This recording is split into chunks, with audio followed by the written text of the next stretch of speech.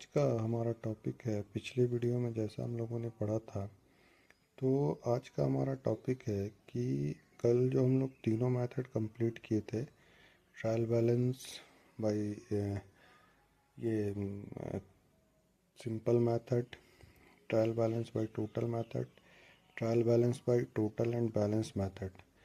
तो उसमें क्या था कि फिर उसका वो तीनों मेथड हम लोगों ने कंप्लीट किया था। उसके बाद क्या था कि उसका एक टाइप्स था, जिसमें 3 टाइप्स था, simple trial, ask to correct it और एक था डायरेक्ट ट्रायल।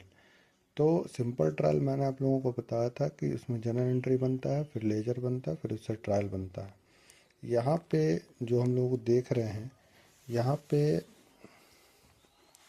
क्या है, ये इसका टॉपिक है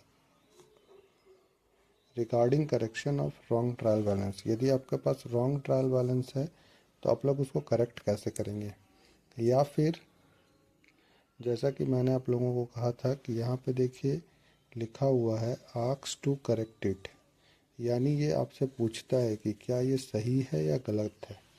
आस्क टू करेक्ट इट पूछ रहा है, या फिर रॉन्ग जो ट्रायल बैलेंस है, हो सकता है आपके पास ट्रायल बैलेंस गलत आ जाए, तो उसको आप लोगों को सही करना है।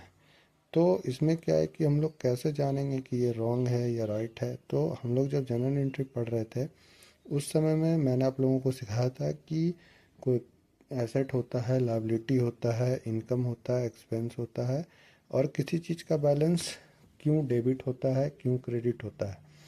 तो यहाँ पे क्या है कि जैसे आप लोग देखेंगे सबसे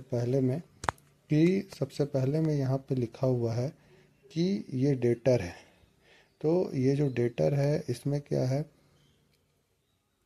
कि ये डेबिट साइड का आइटम है, ये हमारा सनरी एसेट है और इसका बैलेंस डेबिट होता है, लेकिन ये लिखा हुआ है क्रेडिट साइड में। उसी तरह जैसे यहाँ पे मशीनरी है, तो मशीनरी हमारा एसेट है, इसका डेबिट बैलेंस होता है, ये डेबिट साइड में लिखा हुआ होना चाहिए।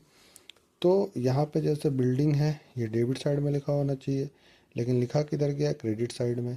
यहाँ पे क्या है कि जैसे क्रेडिटर है, ये डेबिट साइड का आइटम है, सॉरी क्रेडिट साइड का आइटम है, लायबिलिटी हमारा, लेकिन ये लिखा किधर गया है, डेबिट साइड में।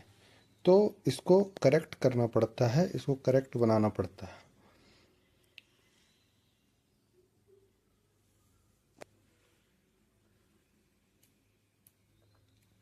तो इसको करेक्ट करने के लिए हम लोग क्या करेंगे कि हम लोग ऐसा ही फॉर्मेट बना